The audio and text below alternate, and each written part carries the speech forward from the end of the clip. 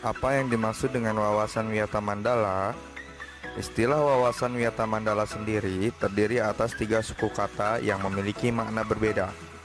Pertama, adalah kata wawasan yang berarti pengetahuan, cara pandang, atau penilaian terhadap sesuatu.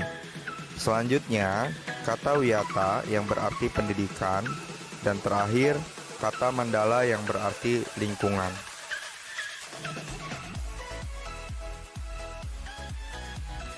Jadi, apabila digabungkan, wawasan Wiyata Mandala dapat diartikan sebagai cara pandang terhadap sekolah, sebagai lingkungan pendidikan dan pembelajaran. Cara pandang yang dimaksud di sini adalah bagaimana cara kita memahami kedudukan sekolah, terutama sebagai tempat belajar dan kedudukan lainnya dalam kehidupan kita sebagai pembelajar. Secara umum, kedudukan sekolah dalam wawasan Wiyata Mandala dapat dikelompokkan menjadi 2, yakni sebagai tempat belajar dan rumah kedua bagi peserta didik. Sekolah sebagai tempat belajar. Seperti yang kita ketahui bersama, bahwa sekolah merupakan tempat berlangsungnya kegiatan belajar mengajar yang merupakan inti dari proses pendidikan. Melalui kegiatan belajar mengajar, peserta didik diharapkan dapat memiliki pengetahuan, keterampilan, serta sikap yang berguna bagi kehidupannya, baik di masa kini maupun di masa yang akan datang. Selanjutnya, di sekolah terdapat guru dan peserta didik sebagai subjek pembelajar. Hal ini berarti bahwa guru dan peserta didik merupakan aktor utama dalam kegiatan pembelajaran. Selain itu, terdapat subjek-subjek lain yang juga memiliki peran penting dalam menunjang kelancaran proses belajar mengajar, seperti staf tata usaha, pustakawan, dan pegawai sekolah lainnya. Di sekolah, terdapat kurikulum yang dalam pelaksanaannya diwujudkan dalam berbagai mata pelajaran yang diajarkan oleh guru. Sumber belajar berupa buku pelajaran dan tentunya juga Bapak Ibu guru mata pelajaran, serta sarana prasarana penunjang pembelajaran seperti ruang kelas, laboratorium, jaringan internet, dan lain sebagainya. Terdapat aturan yang bersifat akademis maupun yang mengatur mengenai perilaku warga sekolah. Peraturan akademis contohnya adalah bagaimana cara peserta didik untuk bisa memperoleh nilai, yakni dengan mengikuti pembelajaran, mengerjakan tugas-tugas, serta mengikuti kegiatan ulangan. Sedangkan peraturan yang mengatur mengenai perilaku warga sekolah dituangkan dalam bentuk tata tertib sekolah yang di dalamnya mengatur ketentuan mengenai seragam, perbuatan yang dilarang, serta sanksi atas pelanggaran tata tertib tersebut. Konsekuensi dari kedudukan sekolah sebagai tempat belajar adalah: pertama, sekolah tidak boleh digunakan untuk kegiatan yang tidak berhubungan dengan pendidikan, seperti konser musik, kampanye partai politik, maupun calon legislatif.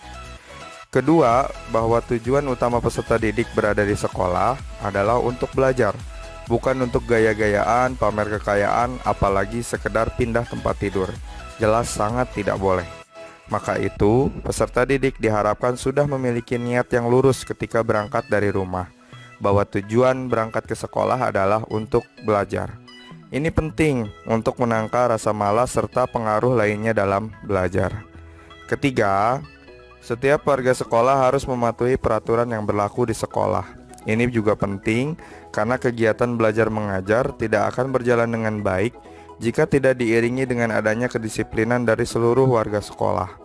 Misalnya, peserta didik yang datang terlambat tentu akan mengganggu jalannya kegiatan pembelajaran. Terakhir, setiap warga sekolah harus mampu menunjukkan karakter warga terdidik, baik di dalam maupun di luar sekolah. Maksudnya adalah, setiap warga sekolah diharapkan dapat memberikan teladan dalam tutur kata, sikap, maupun perbuatan, baik bagi sesama warga sekolah maupun masyarakat pada umumnya. Seperti halnya tidak bercanda menggunakan kata-kata yang kasar, menjaga sopan santun ketika berhadapan dengan orang yang lebih tua, serta menjaga nama baik sekolah dimanapun berada. Wujud nyata kesadaran terhadap kedudukan sekolah sebagai tempat belajar diantaranya tercermin dari perilaku berikut. Yang pertama yaitu menggunakan seragam sesuai dengan ketentuan sekolah, mulai dari ujung rambut sampai dengan ujung kaki. Atribut digunakan secara lengkap, serta bagi siswa laki-laki, rambut harus selalu rapi, tidak gondrong. Yang kedua, mempelajari semua pelajaran yang diberikan guru dengan sungguh-sungguh. Dan yang terakhir, tidak melakukan perbuatan yang mencoreng nama baik diri sendiri, orang tua maupun sekolah. Sekolah sebagai rumah kedua peserta didik. Peserta didik menghabiskan sebagian besar waktunya di sekolah. Hal ini tentu tidak dapat dipungkiri bahwa sebagian besar peserta didik menghabiskan waktunya di sekolah, baik untuk belajar, bermain, maupun berorganisasi. Guru adalah orang tua peserta didik di sekolah. Sama seperti di rumah, para peserta didik juga memiliki orang tua di sekolah, yakni para bapak dan ibu guru. Selain belajar, peserta didik juga dapat berinteraksi dan berkonsultasi dengan guru mengenai berbagai hal. Guru dapat memberikan bantuan yang dibutuhkan, tentunya dengan berbagai batasan. Teman sebaya, kakak kelas, dan adik kelas adalah saudara peserta didik di sekolah. Sama seperti di rumah, peserta didik juga memiliki saudara di sekolah dalam diri teman sebaya, kakak, dan adik kelas yang siap membantu dan diajak berbagi dalam segala hal. Ruang kelas, taman, serta fasilitas lainnya di sekolah tak ubahnya rumah bersama seluruh warga sekolah. Jika di rumah terdapat ruang yang dapat dinikmati bersama seluruh anggota keluarga, di sekolah pun demikian, terdapat ruang serta fasilitas yang digunakan oleh seluruh warga sekolah.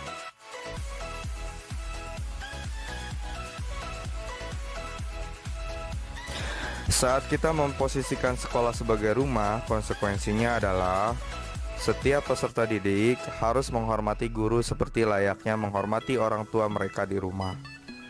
Yang kedua adalah perlu menumbuhkan sikap saling menghormati dan menyayangi antar sesama warga sekolah.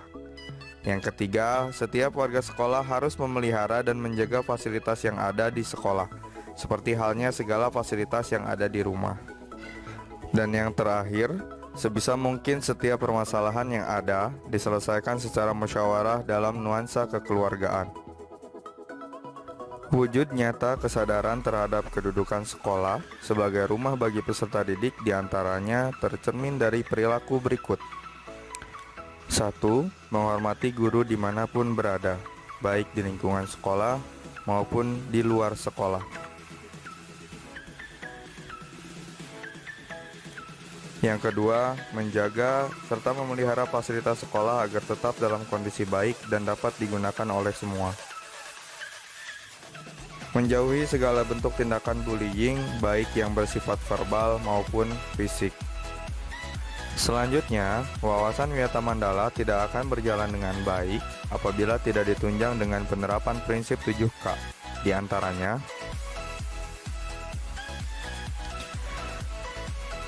pertama, keamanan. Keamanan sangat diperlukan agar seluruh warga sekolah tidak merasa khawatir saat berada di lingkungan sekolah. Kedua, kekeluargaan. Semangat kekeluargaan memungkinkan setiap masalah diselesaikan secara cepat dan minim kekerasan. Selanjutnya, kedisiplinan. Kedisiplinan akan menciptakan suasana belajar yang efektif. Yang keempat, ada kerindangan, yakni kenyamanan warga sekolah akan tercipta meskipun di tengah keterbatasan fasilitas, seperti fasilitas pendingin udara. Dengan adanya suasana sekolah yang rindang, kenyamanan tentu akan diperoleh, yakni dengan berkurangnya suhu lingkungan di sekitaran sekolah. Selanjutnya ada kebersihan, bahwa untuk bisa belajar dengan baik harus ditunjang dengan kesehatan yang baik pula. Sedangkan salah satu syarat untuk bisa sehat adalah menerapkan pola hidup bersih. Maka itu, setiap warga sekolah harus berusaha untuk menjaga kebersihan diri maupun kebersihan lingkungan sekolah.